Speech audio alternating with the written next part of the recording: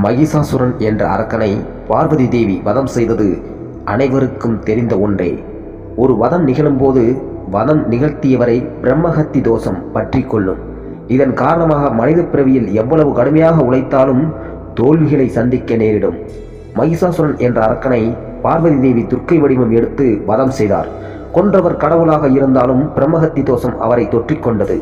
தோஷத்தில் இருந்து விடுபட சிவபெருமானிடம் ஆலோசனை கேட்டார். அதற்கு சிவபெருமான் லிங்க வடிவத்தில் தான் வீட்டிற்கும் திருப்பரங்குன்றம் மலைக்கு சென்று தவம் இருக்க அறிவுறுத்தினார். தவத்தின் பயனால் கர்ம வினை அகன்றவுடன் காட்சி அளிப்பதாக சிவபெருமான் கூறினார். இதையடுத்து பார்வதி தேவி திருப்பரங்குன்றம் மலைப்பகுதியை சுற்றி கிரிவலம் சென்று அடிவாரத்தில் லிங்க பிரதிஷ்டை செய்து தவத்தில் மூழ்கினார். இதையடுத்து பார்வதி தேவியின் தோஷம் நீங்கியது. தற்போதுள்ள திருப்பரங்குன்றம் கோவிலில் இதற்கு தேவிலிங்கம் என்று பெயர். சோமேஸ்கந்தர் வடிவத்தில் சிவபெருமான் காட்சி அளிக்கிறார். ஆரம்பத்தில் திருப்பரங்குன்றம் சிவதலமாகவே விளங்கியுள்ளது. அடுத்ததாக திருப்பரங்குன்றம் முருகனின் கோவிலாக மாற காரணம் என்னவென்றால், ஒரு முறை சிவபெருமான் பார்வதி தேவியிடம் மந்திர உபதேசம் கொடுத்தபோது மடியில் அமர்ந்தபடி அதை முருகன் கேட்டிருக்கிறார். முறையாக மந்திர உபதேசம் பெறாததை உணர்ந்த முருகன் தோஷத்தை நீக்க திருப்பரங்குன்றம் சென்று தவம் இருக்கிறார்.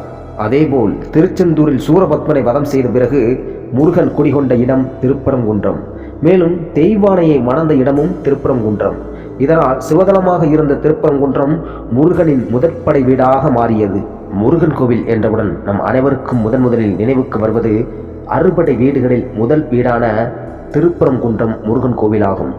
திருப்பரங்குன்றம் முருகன் கோவில் மதுரை ரயில் நிலையத்திலிருந்து சுமார் 8 கிலோமீட்டர் தொலைவில் அமைந்துள்ளது.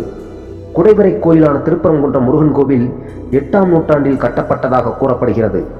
திருப்பரங்குன்றம் சென்று வழிபட்டால் திருமண தடை நீங்கும் என்பது நம்பிக்கை. இங்கு கருவறையில் முருகனின் வேலுக்கு பூஜை செய்யப்படுகிறது. வெற்றிவேல் முருகனுக்கு.